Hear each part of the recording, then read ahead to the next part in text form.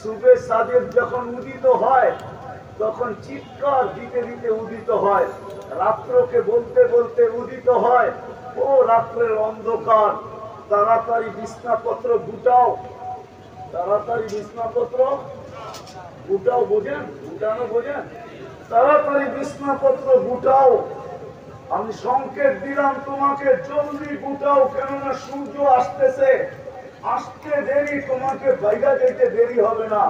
এই জন্য আল্লাহ মুহাম্মদুর রাসূলুল্লাহ সাল্লাল্লাহু আলাইহি ওয়াসাল্লামকে সুবে সাদেকের সময় দুনিয়াতে প্রেরণ করছেন, সারা দুনিয়ার বাতিলকে এই কথা বুঝানোর জন্য যে যেরকম সুবে সাদেক আইসা রাতের অন্ধকারকে সবকিছু গুটায়া ভাবতে বাধ্য করে, আমিও বন্ধুকে নূর হিসাবে পাঠাইলাম, আমার বন্ধুকে পাঠাইলাম, সারা দুনিয়ার বাতিল তোমরা সবকিছু গুটাইয়া এখন তোমাদেরকে ভাবতে বাধ্য করবে।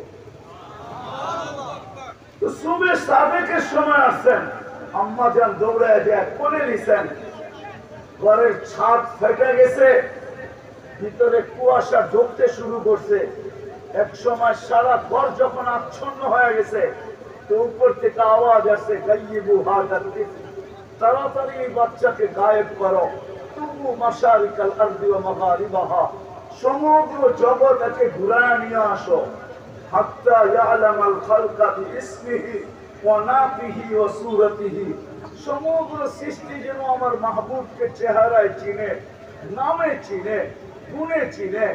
এই মুহূর্তের পরে যেন কোন সৃষ্টি না বলতে পারে যে আমি এই ব্যক্তিত্বকে চিনি না, এটা যেন কেউ না বলতে পারে, ঘুরায় নিয়ে আসো। লম্বা কাহিনী। আম্মা জান বলেন আওয়াজ আসতে দেরি, কোলের থেকে গায়েব করতে দেরি করেন নাই, সমগ্র জগৎ ঘুরায় নিয়ে আসছে। তারপরে আওয়াজ আসছে আর আরিদু আলাইহি কুল্লা রুহানি, সমস্ত রুহানি জগতের জিনিস এই বাচ্চার সিনার ভিতরে ভরো, এক এক নবীর এক একটা গুণ দাও, 20 নবীর 20টা গুণ দাও। তো 20 নবীর 20টা গুণ দিছেন, আমাদের নবীজির সিনার ভিতরে ভরা দিছেন। খুলুকা আদম মারিফাতা শীশ সুজাআতা নূহ খুল্লাতা ইব্রাহিম লিসানা ইসমাঈল রিদা ইসহাক ফাসাহাতা সালেহ হিকমাতা লূত বুশরা ইয়াকুব জামালা ইউসুফ সবরা আইয়ুব তাআতা ইউনুস জিহাদা ইউশা সাউতা দাউদ হুব্বা দানিয়াল ওয়াকারা ইলিয়াস সুহদা ঈসা কুওয়াতা মূসা হাইবাতা সুলাইমান ওয়া ইলমাল খিদির। 20 নবীর 20টা ঢুকায়া দিছেন। তারপরে উপর থেকে আওয়াজ আসে ফদলু আলাইহি ফি আখলাকিন নবিয়্যিন, সমস্ত নবীকে আখলাকের ভিতরে বাচ্চাকে ডুবায়া দাও। ওই নবীজি আমাদেরকে শিখায়া গেছেন।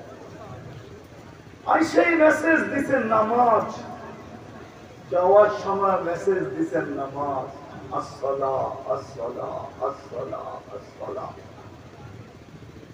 আজকে আমার জাতি যদি যা শোনা অনুযায়ী আমল হতো, শোনা যদি দিনের কানে হতো আর দিনে যদি খাটতো, কিছু করতো আর না করতো, আমার বিশ্বাস কিছু মানতো আর না মানতো তাতে কিছু আসে যায় না, কিন্তু আমার মনে হয় নামাজ কেউ কোনোদিন ছাড়তো না।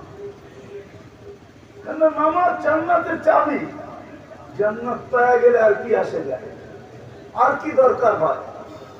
জান্নাতই তো সবচেয়ে বড় পাওনা। কিন্তু আমি বুঝাবো তো বুঝাবো কিভাবে? আমার সমাজের মানুষের দিলে তো বসা গেছে, বিশেষ করে যুবকদের দিলে বসা গেছে দুটা কথা।